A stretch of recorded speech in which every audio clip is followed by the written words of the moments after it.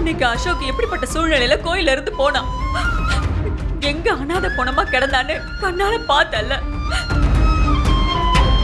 அந்த பரமன் தப்புமா. அவன் உனக்கு ஏமாத்தி தாலி கட்டி இருக்கான். அது வாஸ்தவமாவே இருக்கட்டும்.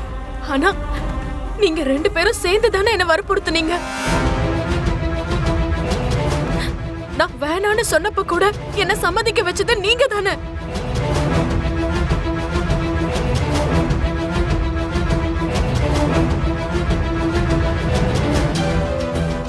சந்தர்ப்பமும் சூழ்நிலையும் மனுஷனை எப்ப வேணாலும் தப்பாவும் காட்டும், சரியாவும் காட்டும்.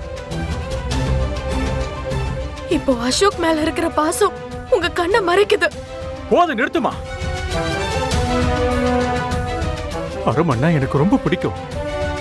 ஆனா எப்ப அவன் தப்புன்னு தெரிஞ்சதோ நான் அவனை விட்டு விலகி வந்துட்டேன். நாங்க 2 பேரும் பண்ணது தப்புதாம்மா. அதுக்காக நாங்க உங்ககிட்ட மன்னிப்பு கேட்டுக்கிறோம்மா. அவன் தப்பானவம்மா. அவன் உனக்கு வேண்டாம்மா.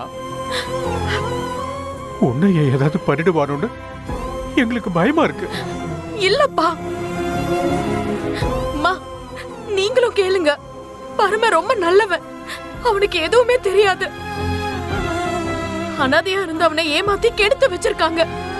அவன் பண்ண ரவுடித்தனம், பொறுக்கித்தனம், அவன் எல்லாரையும் அடிச்சது, இப்படி எல்லாத்துக்கும் காரணம் அந்த கலாதான்.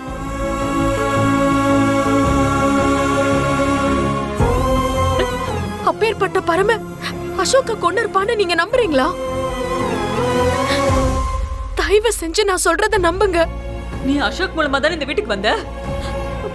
உன்னை எங்க மகளா தானே பார்த்தோம்.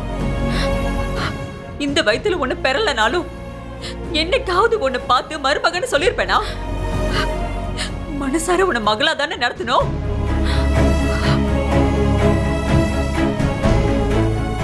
ஆனா நீ என் பையனை கொன்னவனோட சேர்ந்து வாழணும்னு முடிவு பண்ணிட்டியா? ஐயோ, என் மனசு ஆற மாட்டேங்குதே. என் மனசு ஆற மாட்டேங்குதே. என்ன காந்திபதி, ஏன் இப்படி எல்லாம் படிக்கிட்டு இருக்க? இல்லங்க, போச்சு போச்சு, எல்லாமே போச்சு. நமக்கு பையனும் போயிட்டான், இப்ப பொண்ணும் போயிட்டா, எல்லாம் போச்சு, எல்லாம் போச்சு. என்ன பண்றீங்க? ஏமா இப்படி பண்றீங்க?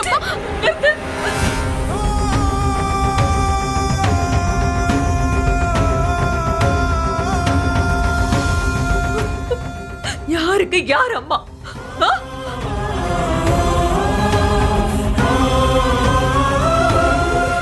இனி நீ எனக்கு மக கிடையாது. போயிடு, போயிடு.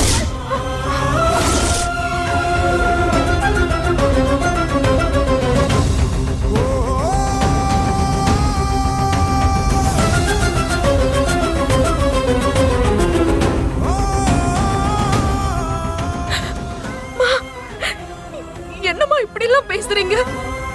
வீட்டை விட்டு வெளியில போன்னு சொன்ன. போ போ.